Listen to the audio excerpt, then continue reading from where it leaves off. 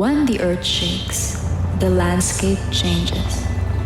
But the real story isn't found in the debris.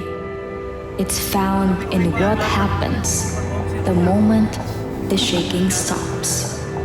Thousands of families face that silence, and for a moment, the future felt very uncertain.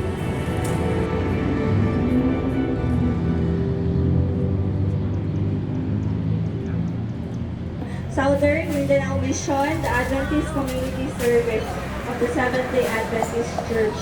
So, naami din hikaron sa inyong barangay. You were recommended by the municipality, no, na one of course, everyone is affected man, pero kamo po na ko sa recommend na hatagan na mo sa among assistance, no, from the recent earthquake na inyong na-experience dito sa inyong lugar. I hope ini po ang mga dungal nga tabang pod sa pipila pod kaadlaw ninyo na pagkaon. In those quiet hours of packing, there was a sense of mission. Each item of essential and relief goods packed was a quiet prayer in motion, a physical manifestation of God's love for His children. Nawala ko ang worker. Worker, nawala ko ka. Ayaw bibiyaan. Ayaw bibiyaan dali. Wala akong worker. Ay, kadugay sa energy. No? Kay maski kusog na kayo kay ang balay nato pa. Stay strong. Gabi kang tawagan. Lord, Lord, Lord. Ang dami po. Kami na kami po.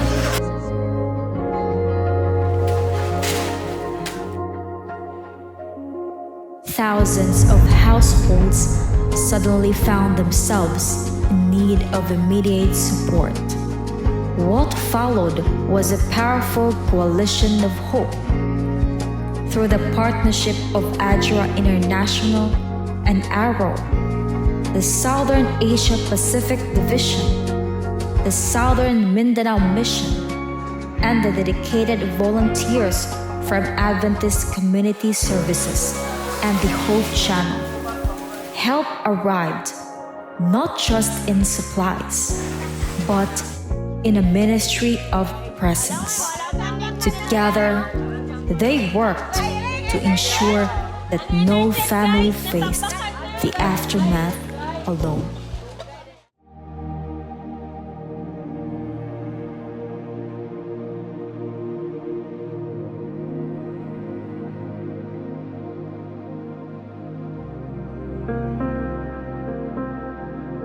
This was a ministry of many parts, moving as one body.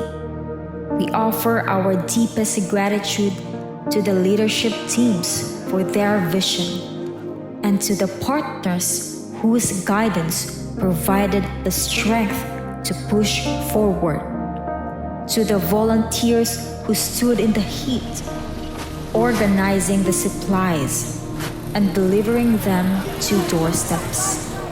You were the light in the shadows.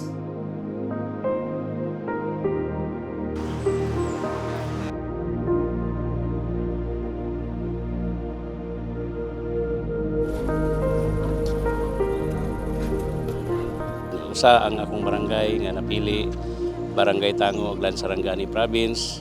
Salamat kayo sa inyong mga tabang nga gihatag din sa akong barangay kay siyempre dako na kini nga opportunity nga nahatag ninyo sa katawhan sa Tango.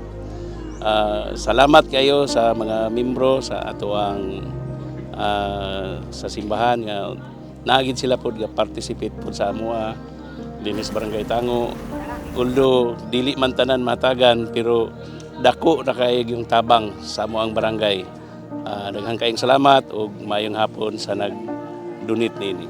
Ako na si Steven, taga-Tango, na tagaan sa ADRA. Nagsalamat yung dako kay diri mi na tungnan nga nahatagan ang mga ayuda. Thank you kayo. Thank you very much. To the donors, the families, and the generous hearts who made this possible. You proved that compassion knows no distance. You didn't just donate resources, you offered a lifeline.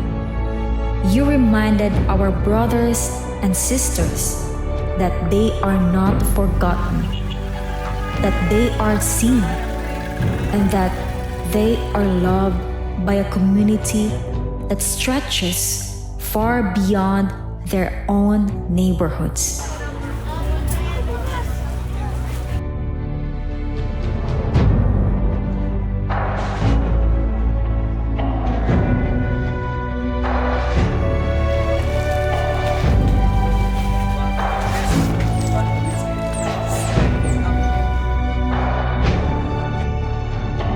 Salamat ko sa ADRA sa paghatag sa pagkinabang diri sa Glan, sa mga especially sa mga barangay TTR, Purok TTR. Panahon sa paglinog ni adtong paglinuga, akong duha ka apo gibilin sa akoa. Ang isa ka apo naa sa taas sa balay, ang isa naa sa ubos akong gipakaon. Niadto ko sa nagdaob ko dito sa dauban, ning kusog kay glinog, nagkamang ko paingon sa akong apo nga gamay akong gikuha. Unya wa ko kay balo nga nakamata po di ay tong akong isa ka bata nga may autism nga 7 years old to sa taas. Ang bata nagkamang, nagkahulog-hulog siya sa kasilyas. Unya pagkahuman nangita siya sa amua. Pag-abot niya sa akua kay nagkamang ko, nangita ko sa bata, gunitan ko nako ang usa, nag-ingon siya sa akua nga, "Mang, dili ta mamatay, mang." Motong nagperti jud akong pagpasalamat. Pag-ampo nako nga wala jud kabutangan, nagpasalamat ko sa Ginoo nga bisan pa sa pagsulay nga gihatag sa ako apan nagakos paghihapon akong mga apo. Dako kay kong pagpasalamat sa hinabang nga gihatag karon sa amuang ADRA, sa amuang misyon labi na gyud kay Pastor Mamak nga silang tanan ania nag-anhi dire ug ang akong apo mga kaigsuonan alag sa iyong kasayuran nakahimo siya sa pagsulti mga kaigsuonan. Nakasulti siya nga dili pamamatay ug ani sa akong paghumaglinog ako siyang gipakaon nag-ingon pag yun siya nga dungagi pa ma mo lang yun na akong experience sa paglinog mga kaigsuonan. Dako kay na akong pagpasalamat sa Ginoo nga bisan pagkitahiog mi apan blessing alang kanako tungod kay nakasulti ang akong autism nga bata apo nga 7 years old. Mao lang na daghan kayong salamat. Together, we continue to serve humanity so all may live as God intended. Our work is not yet finished, but our resolve is renewed. As we walk this path of recovery, we carry the light of service with us. May we continue to be the hands that hope, the hearts that care, and the voices that bring peace in the midst of the storm.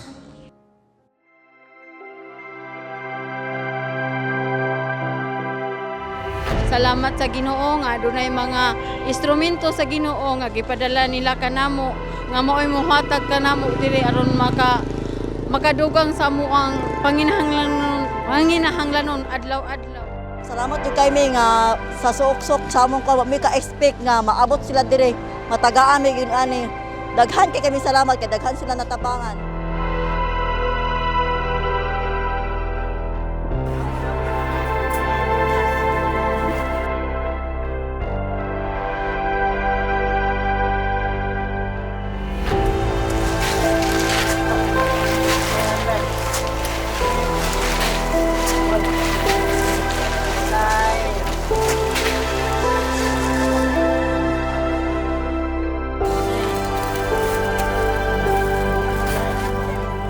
Og salamat po sa ADRA, sa Southern Mindanao Mission. Salamat kayo sa inyo ang inabang.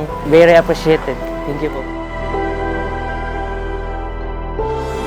Ituyo yung anhi dinhi. Tungod kay ang importante mao nga ang pagmaalay sa matag usa bisag nagpunta dili wala. Mao na nga ang